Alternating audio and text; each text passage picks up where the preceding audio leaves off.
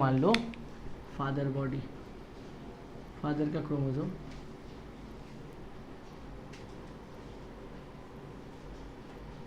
ठीक है। यहाँ पे क्या होता है, मदर क्रोमोसोम एंड इस तरह से आ जाता है, ठीक है। अब ये मदर का ले लेते हैं,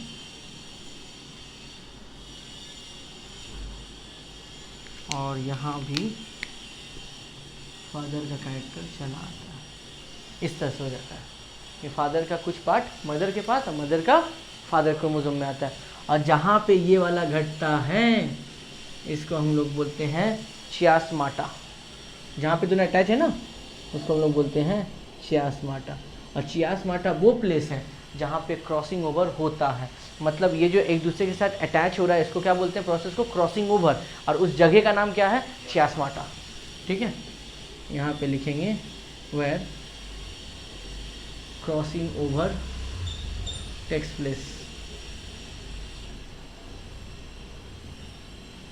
where crossing over takes place. इस जगह को हम लोग बोलते हैं दैट इज चियास्माटा। ये सेल, ये न्यूक्लियस, ये है सेंट्रियोल और ये है न्यूक्लियोलस। यहाँ पर भी इसको ले लेते हैं सेल, ये nucleus,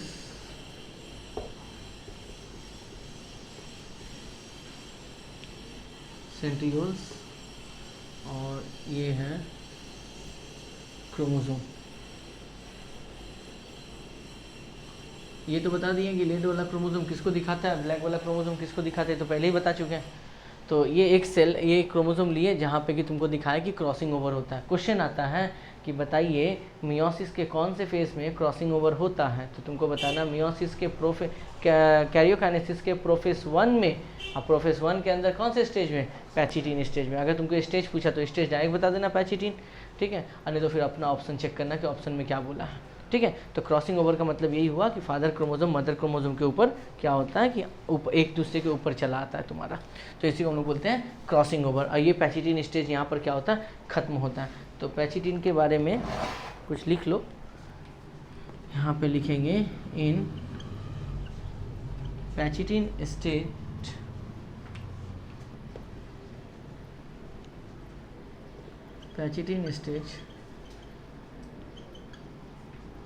crossing over is done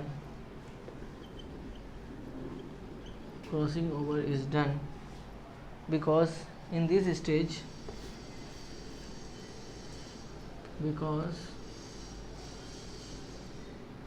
stage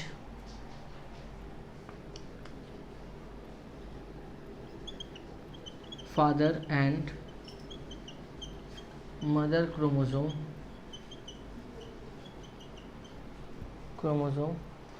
mixed,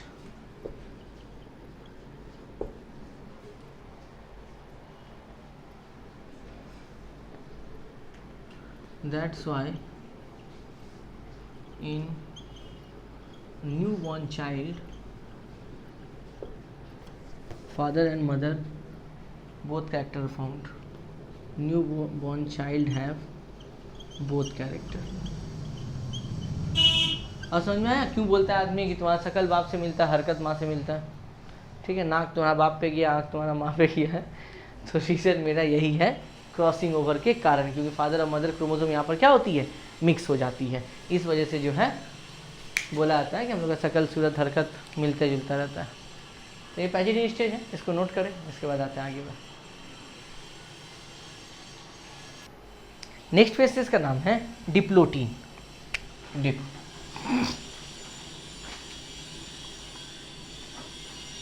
diplotene. अब डिप्लो का मतलब होता है 2। The meaning of Diplo is 2, ठीक है। इस स्टेज में क्या होता है, इस स्टेज में सब कुछ सेम रहता है। याद है माइटोसिस में बताए थे कि न्यूक्लियस डिसअपियर होता है, ये इसी स्टेज में होता है। प्रोफेस 1 के डिप्लोटीन स्टेज में न्यूक्लियस, न्यूक्लियर मेम्ब्रेन, सेंट्रियोल्स, ये सब धीरे धीरे गायब होना चालू हो जाता है। और जो तुम्हारा सेंट्रियोल्स था वो मूव कर जाता है कहाँ पर, पोल्स में, ताकि वो जो है थ्रेड को फेंक पाए, स्पाइंडल फाइबर बना पाए और सेल को खींच पाए तुम्हारा। ठीक है, तो यहाँ पर क्या होता है तो दिखाते हैं। ये स्टार्टिंग के स्टेज को लेते हैं, ये सब कुछ अभी अवेलेबल है यहाँ पर, कोई चीज़ गायब नहीं हुआ है।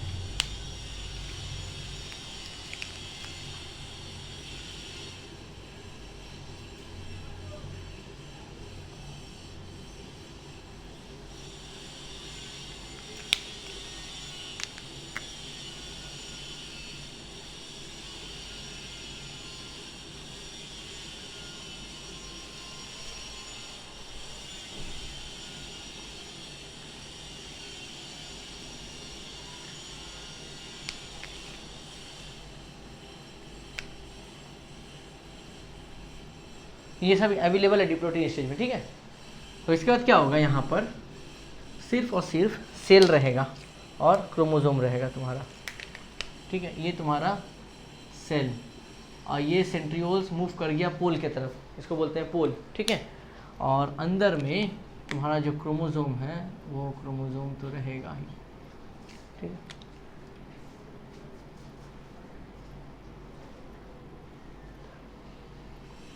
इस बार 2 बनाते हैं ताकि देख पाओ।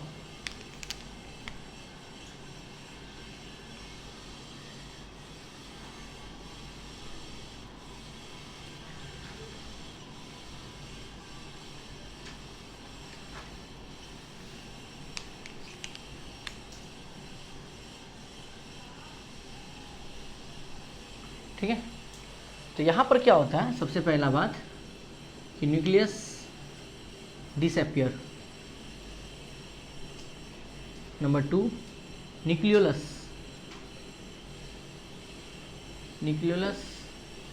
डिसअपियर, तीसरा सेंट्रियोल मूव्स टू पोल की तरफ मूव कर जाता है। ये 3 काम होता है। ठीक है, ये तुम्हारा डिप्लोटिन स्टेज में होता है। न्यूक्लियर मेम्ब्रेन डिसअपियर हो जाता है, यहाँ पे भी लिख देते हैं, न्यूक्लियर मेम्ब्रेन डिसअपियर। ठीक है, और ये नेम लिख लेना कि ये है दैट इज सेल, न्यूक्लियस,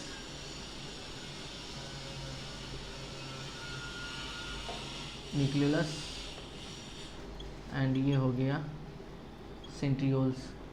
यहाँ पे खाली सेल बचा है, ये सेंट्रियोल पोल की तरफ मूव कर चुका है। ठीक है, और दिस आर द क्रोमोसोम, ये होमोलोगस क्रोमोसोम है जिसमें फादर और मदर दोनों मिक्स किया गया है। ठीक है, ये एक पेयर है दोनों मिला के। ठीक है, ये एक पेयर, एक 2 पेयर हम जानबूझ के लिए हैं, दिखाते हैं क्यों। अब आते हैं यहाँ पर डायकाइनेसिस। तो सबसे पहले इसको नोट करो, इसके बाद हम लोग इंटर करते हैं डायकाइनेसिस स्टेज में। डिप्लोटिन स्टेज खत्म होने के बाद, अच्छा यहाँ पर तो पुल, हाँ, डिप्लोटिन के बाद ये लोग इंटर करता है डायकाइनेसिस में। ठीक है, देखो अब डायकाइनेसिस में क्या होता है। यहाँ पर आते हैं डायकाइनेसिस। डायकाइनेसिस स्टेज में डाया का मतलब होता है, यहाँ भी मीनिंग है 2, डाया का मीनिंग भी है 2। ये तुम्हारा सेल, और हम उस समय जो 2 बनाए थे। इस स्टेज में अगर हम मेनली बात करें डायरेक्टली, तो इस स्टेज में स्पाइंडल फाइबर बनता है और स्पाइंडल फाइबर को ऊपर से फेंकता है वो। ठीक है, तो यहाँ पर छोटा छोटा क्रोमोसोम बना रहे हैं ताकि जो है क्लियरली बात समझ में आए। देखो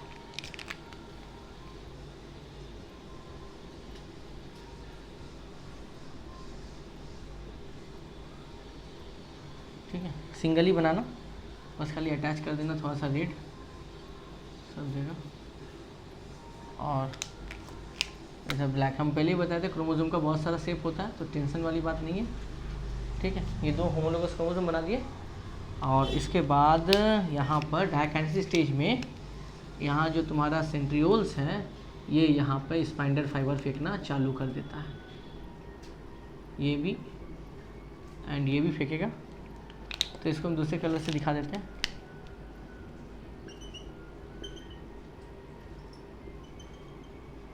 सब का सब स्पाइंडल फाइबर फेंकना क्या होता है, चालू हो जाता है। इसको हम लोग बोलते हैं दैट इज़ ये जो है स्पाइंडल फाइबर, स्पाइंडल फाइबर, इसको हम लोग बोलते हैं सेल, ठीक है। ये इसको हम लोग बोलते हैं सेंट्रियोल्स। तो डायकाइनेसिस स्टेज में सिर्फ और सिर्फ क्या होता है, वो स्पाइंडल फाइबर को फेंकता है और फेंकने के बाद जो है घींचातेनी चालू हो जाता है। अब ये प्रोफेज खत्म होता है, इसीलिए प्रोफेज को लंबा स्टेज बोला गया। अब चेक कर लो शुरू से कि हम लोग लेप्टोटीन में थे, जाइगोटीन में आए, फिर तुम्हारा पैचिटीन में आए, डिप्लोटीन में आए और फाइनली डायकाइनेसिस। और यहाँ से अब इंटर करेंगे किस में, दैट इज मेटाफेज 1 में इंटर करेंगे। अब प्रोफेज खत्म हुआ और मेटाफेज 1 में इंटर किए। मेटा का मतलब होता है, the meaning of Meta is called middle. ये माइटोसिस में भी बताए थे, the meaning of Meta is called middle. अब इस स्टेज में क्या होता है, सो देखो इस स्टेज में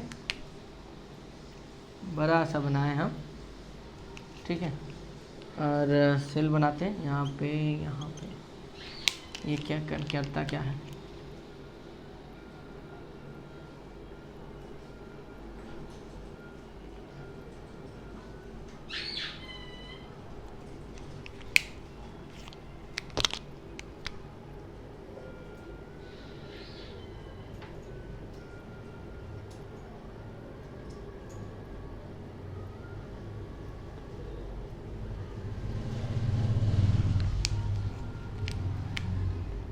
यहाँ पे बहुत सारा क्रोमोसोम हम लिए, क्योंकि हम लोग को पता है कि एक सेल के अंदर 46 क्रोमोसोम होता है।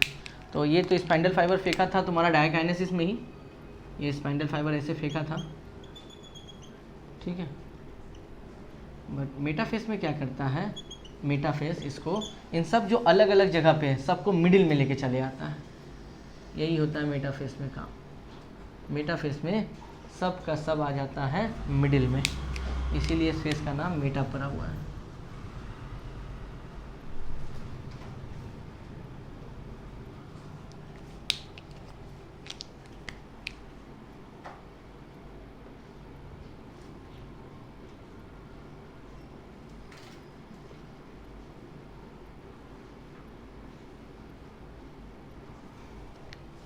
ठीक है,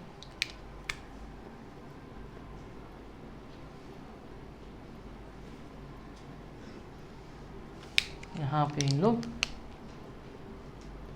फेंकना चालू करता है और सब का सब क्या होता है, मिडिल में चला आता है। इसी को हम लोग बोलते हैं मेटाफेज, जिसमें क्रोमोसोम अलग अलग जगह पे रहता है, प्लेसेस अलग रहता है। ये स्पाइंडल फाइबर फेंक के सबको क्या होता है, मिडिल में लेकर चले आता है, ठीक है। तो दिस इज सेल और इसको बोलते हैं हम लोग स्पाइंडल फाइबर और इसको हम लोग बोलते हैं सेंट्रियोल्स, ठीक है। तो ये होती है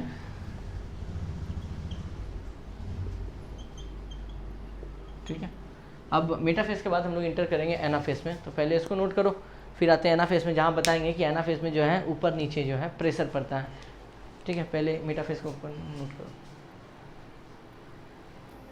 नेक्स्ट फेज का नाम है दैट इज टीलो। अच्छा, मेटाफेज में एक लाइन लिख लेना कि हम बता दे रहे हैं, metaphase is the best stage to study the structure of chromosome. फिर से बोल रहे हैं, metaphase is the best stage to study the structure of chromosome, ठीक है, ये नोट कर लेना। अब चलते हैं हम लोग एनाफेज में। एनाफेज, अब एना जो मीनिंग होता है, एना का मीनिंग होता है बैक, खींचना, ठीक है। अब इस स्टेज में होता क्या है, सो देखो, ये सेल है, ठीक है। हम दोनों स्ट्रक्चर एक बार बना लेते हैं।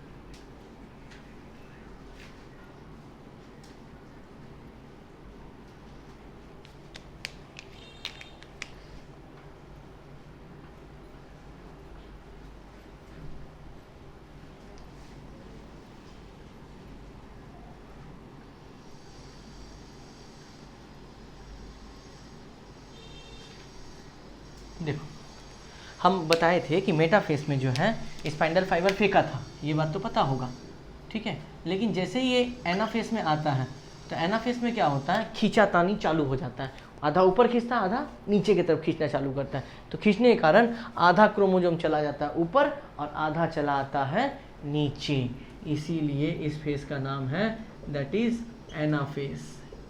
ये देखो आधा चला गया ऊपर और आधा चला आया नीचे तुम्हारा एनाफेस में, ठीक है। और एनाफेस को ही बोला जाता है हैप्लॉइड स्टेज ऑफ एनाफेस, याद रहे, it is the haploid stage of anaphase.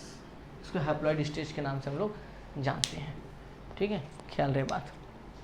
अब यह एनाफेस हैप्लॉइड स्टेज से एनाफेस से जो है इंटर करेगा ये टीलोफेस में। देखो इसको बोलते हैं हम लोग सेल, नाम तो पता ही होगा, ठीक है। अब इंटर करते हैं हम लोग टीलोफेस। टीलोफेस में क्या होता है, देखो ये टीलोफेस में जो जो गायब हो गया था, डिसअपियर हो गया था, वो अपियर होना चालू हो जाएगा अब, ठीक है। देखो अब हम लोग को पता है कि आधा सेल ऊपर है आधा सेल नीचे, हम एक क्रोमोसोम लेते हैं, ठीक है। अब 4-4 ठो नहीं लेते हैं, अब एक ठो लेते हैं, हम एक ठो लेते हैं।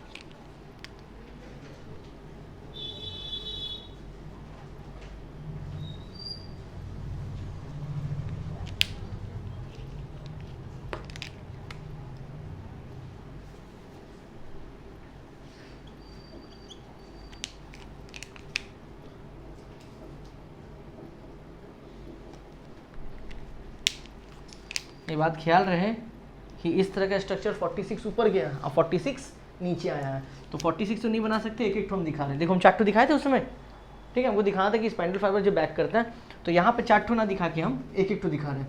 याद करो कि हम लोग डिप्लोटिन स्टेज में जो है सेल मेम्ब्रेन गायब हो गया था। अब ये टीलोफेस में धीरे धीरे क्या होगा, न्यूक्लियस का आना चालू हो जाएगा। ये देखो न्यूक्लियस का आना चालू हो गया, ठीक है, ये अपियर्ड होना चालू होता है, न्यूक्लियस का आना चालू हो जाता है, सेल मेम्ब्रेन आ जाती है और सेंट्रियोल्स का भी जो है आना स्टार्ट हो जाता है। सेंट्रियोल्स तो पहले से रहता है, यानी ये पूरी कन्वर्ट हो जाता है 2 सेल में टीलोफेस में ही, यहाँ पे एक और यहाँ पे एक, पूरी तरह से कन्वर्ट हो जाती है। अच्छा ये वाला साइटोकाइनेसिस में दिखाते हैं, तो यहाँ पे हम लिख सकते हैं कि न्यूक्लियस डिसअपियर, सॉरी अपियर होगा, nucleus appear, cell membrane appear, ठीक है। और 3 ठो चीज़ आ गया तुम्हारा, इसको सेल बोले थे,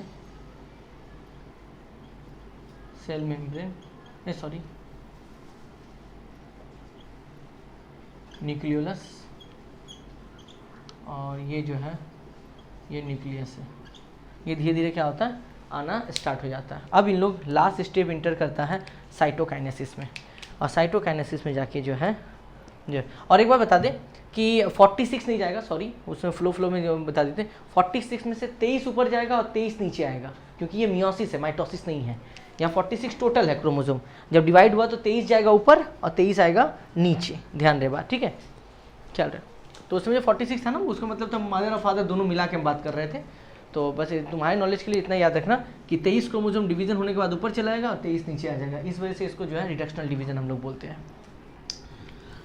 तो एनाफेस के बाद ये लोग एनाफेस बोल रहे हैं, टीलोफेस के बाद लास्ट स्टेज इंटर करेगा जिसका नाम है साइटोकाइनेसिस, द लास्ट स्टेज, ठीक है, इसको हम लोग बोलते हैं साइटोकाइनेसिस। साइटोकाइनेसिस में क्या होता है, अब सेल न्यूक्लियस पूरी तरह से बन चुका है, ठीक है,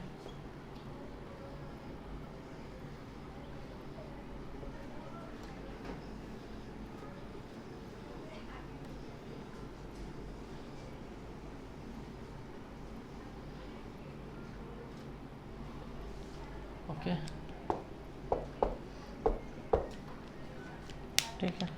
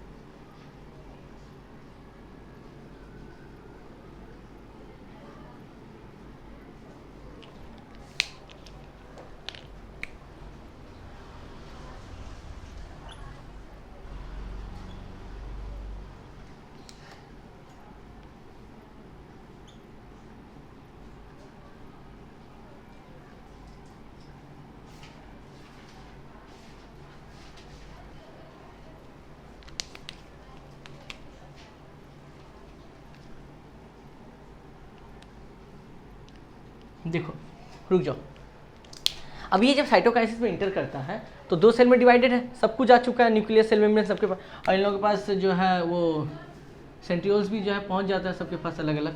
अब इन लोगों के बीच में ना एक प्रेशर काम आता है, दोनों तरफ से एक प्रेशर काम करता है, और उस प्रेशर को हम लोग बोलते हैं दैट इज क्लीवेज फरो, याद रहे क्लीवेज फरो बोलते हैं इसको। और इसी क्लीवेज फरो के कारण फिर दोनों सेल क्या होता है, डिवाइड हो जाता है। और इस बार मियोसिस में इसमें नंबर ऑफ क्रोमोसोम 23 और इसमें भी नंबर ऑफ क्रोमोसोम कितना होता है, 23 अवेलेबल होता है। 46 ना लिखे, 23 होता है, because it is a reductional division इसको बोला जाता है। ठीक है, अब इसके पास सारी चीज़ क्या होता है, अवेलेबल होते हैं सबका सब। तो लास्ट में हम मेंशन कर दे रहे हैं, ये सेल, ये तुम्हारा न्यूक्लियस, ठीक है, ये तुम्हारा सेंट्रियोल, ये तुम्हारा न्यूक्लियोलस। ठीक, उसी तरह से ये हो गया सेल, ये न्यूक्लियस, ये तुम्हारा न्यूक्लियोलस। ठीक है, इस तरह से क्या हुआ, और यहाँ भी जो है सेंट्रियोल्स होता है। इस तरह से कंप्लीट प्रोसेस हुआ तुम्हारा मियोसिस का, और सेल पूरी तरह से क्या हुई, डिवाइड हो गया। तो नाम इस यहाँ नाम में हम नहीं लिख रहे हैं, बिकॉज नाम जो है पहले से बहुत बार लिखा गया है, तो नाम याद रखना तुम लोग। ठीक है, तो ये मियोसिस खत्म होता है। मियोसिस के बाद हम लोग डीएनए स्ट्रक्चर में जाएंगे, बट आज नहीं, आज बस इतना ही तक रहेगा। ठीक है, बाकी जो है नेक्स्ट वीडियो में। तब तक के लिए टाटा। अच्छा, वीडियो शेयर जरूर कर देना।